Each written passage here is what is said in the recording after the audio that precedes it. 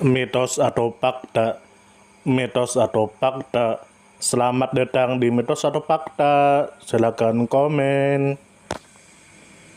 Komen. Sekarang masuk ke video. Sultan Syarif Qasim I. Tentu saja kemungkinan tidak asing di telinga kita, terlebih bagi para orang-orang yang pernah mendengarnya. Disebutkan menurut informasi yang beredar bahwa Sultan Syarif Qasim I adalah Sultan ke-10 yang memimpin Kesultanan Siak Sri Indrapura. Nama lengkap beliau adalah Sultan As-Saidis Syarif Qasim Abdul Jalil Saifuddin. Beliau memimpin pada masa yang penuh tantangan, terutama karena campur tangan kekuatan kolonial Belanda dan konflik internal di dalam kesultanan. Syarif Qasim I naik tahta menggantikan Sultan Sayyid Ismail yang sebelumnya bekerja sama dengan Belanda, namun akhirnya dianggap mengecewakan pihak Belanda.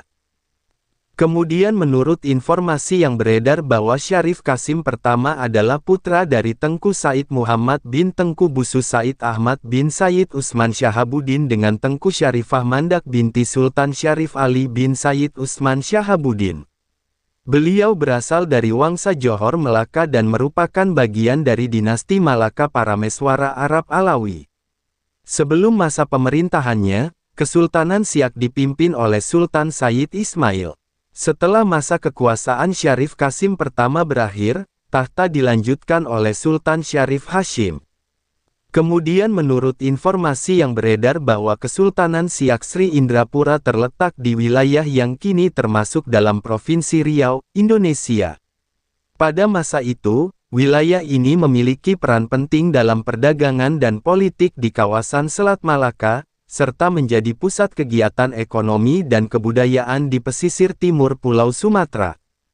Kemudian menurut informasi yang beredar bahwa Sultan Syarif Qasim I memimpin mulai tahun 1864 hingga tahun 1889, beliau diangkat menjadi Sultan setelah Belanda memutuskan untuk mengalihkan dukungan dari Sultan Sayyid Ismail kepada Tengku Syarif Kesuma yang kemudian dinobatkan sebagai Sultan Syarif Qasim I. Tidak lama setelah pergantian kekuasaan tersebut, Sultan Sayyid Ismail wafat dan dimakamkan di wilayah Koto Tinggi. Kemudian menurut informasi yang beredar bahwa pergantian kekuasaan ini terjadi karena Sultan Sayyid Ismail semakin sering bekerja sama dengan pihak-pihak yang menentang Belanda.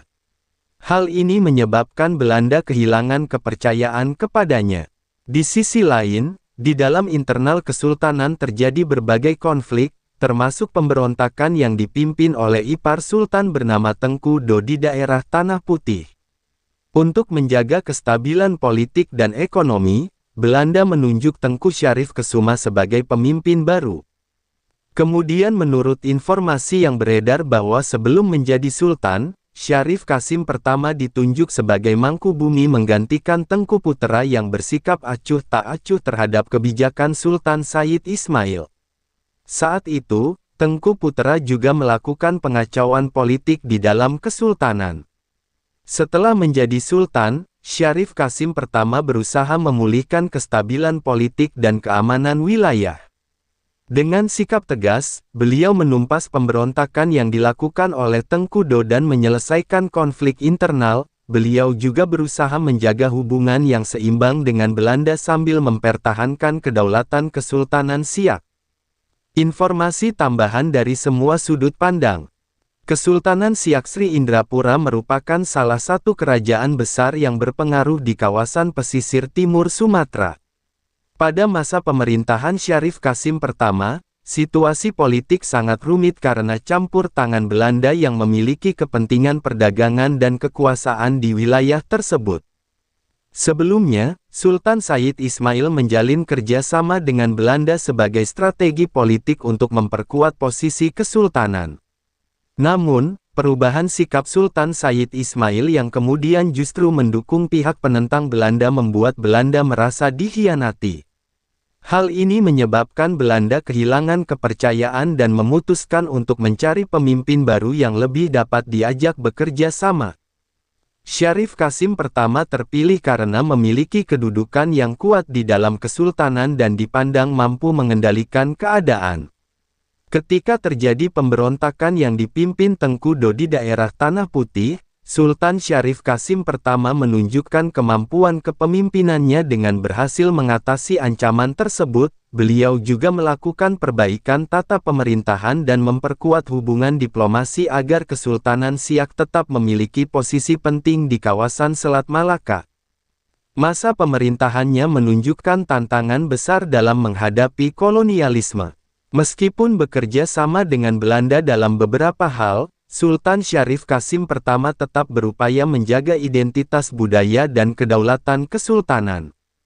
Hal ini memperlihatkan kecerdasannya dalam berdiplomasi di tengah tekanan kolonial. Pelajaran yang bisa diambil dari perjalanan sejarah Sultan Syarif Kasim pertama, kita dapat belajar tentang pentingnya kepemimpinan yang tegas dalam menghadapi konflik internal dan eksternal. Beliau menunjukkan bahwa dalam situasi sulit, pemimpin harus mampu mengambil keputusan yang bijak untuk menjaga kestabilan dan keutuhan wilayah yang dipimpinnya. Selain itu, kemampuan berdiplomasi juga menjadi pelajaran penting untuk mempertahankan kedaulatan tanpa harus sepenuhnya tunduk pada pihak yang lebih kuat. Kesultanan Siak Sri Indrapura memiliki nilai sejarah yang tinggi sebagai salah satu pusat kebudayaan dan politik di kawasan Sumatera. Syarif Kasim pertama merupakan tokoh yang cukup bijaksana dalam memimpin di masa sulit. Namun, campur tangan Belanda dalam pergantian kekuasaan menunjukkan betapa kuatnya pengaruh kolonial pada masa itu. Kekurangannya adalah ketergantungan kesultanan terhadap dukungan Belanda yang membuat ruang gerak politik menjadi terbatas. Kelebihannya, Sultan Syarif Kasim pertama mampu memulihkan stabilitas kesultanan dan menjaga wibawa kerajaan di tengah gejolak yang terjadi. Sumber referensi Google Chrome dan ChatGPT. Gimana menurut Anda semua? Apakah itu mitos atau fakta? Jika mitos, silakan tulis di kolom komentar. Dan jika fakta, silakan tulis di kolom komentar. Karena kita tahu bahwasanya mitos itu adalah cerita yang dipercaya sebagai hasil imajinasi dan kebenarannya tidak dapat dibuktikan. Sedangkan fakta adalah suatu peristiwa atau keadaan yang benar-benar terjadi dan dapat dibuktikan. Nah, jadi bagaimana menurut Anda semua? Apakah ini mitos atau fakta? Silakan tulis di kolom komentar.